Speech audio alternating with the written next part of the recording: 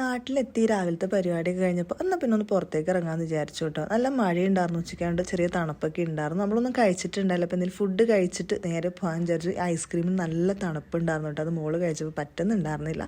പിന്നെ food order ചെയ്തു, നമ്മുടെ അൽഫാം ഓർഡർ ചെയ്തായിരുന്നു. അതിൻ്റെ കൂടെ നല്ല ചൂട് എന്താ പറയുക ബ്രെഡും ബീഫ് സ്റ്റൂവും പറഞ്ഞായിരുന്നു കേട്ടോ. കുറേ നാളായി ഇത് കഴിച്ചിട്ട്.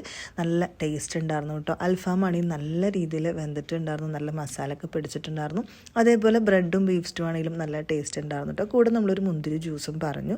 പിന്നെ അവിടെ നിന്ന് അതൊക്കെ കഴിഞ്ഞ് നേരെ ഇറങ്ങി ഒന്ന് മാർക്കറ്റിൽ കയറിയിട്ട് ഒരു സാധനം വാങ്ങിക്കാനുണ്ടായിരുന്നതാ. ഇതിൻ്റെ പേര് ആർക്കെങ്കിലും ഇറങ്ങി ഒന്ന് കമൻറ്റ് ചെയ്യണേ. നമ്മളവിടെ നിന്ന് നേരെ പോയത് എയർപോർട്ട് റോഡിലേക്കാട്ടോ. കുറച്ച് നേരം അവിടെ നിന്നിട്ട് നമ്മുടെ ഫ്ലൈറ്റ്സ് ടേക്ക് ഓഫ് ചെയ്യുന്നതും ലാൻഡ് ചെയ്യുന്നതൊക്കെ ഒന്ന് കാണാൻ വിചാരിച്ചു. നല്ല രസമല്ലേ, വലിയ തിരക്കൊന്നും ഉണ്ടായില്ല കേട്ടോ ഇന്ന്.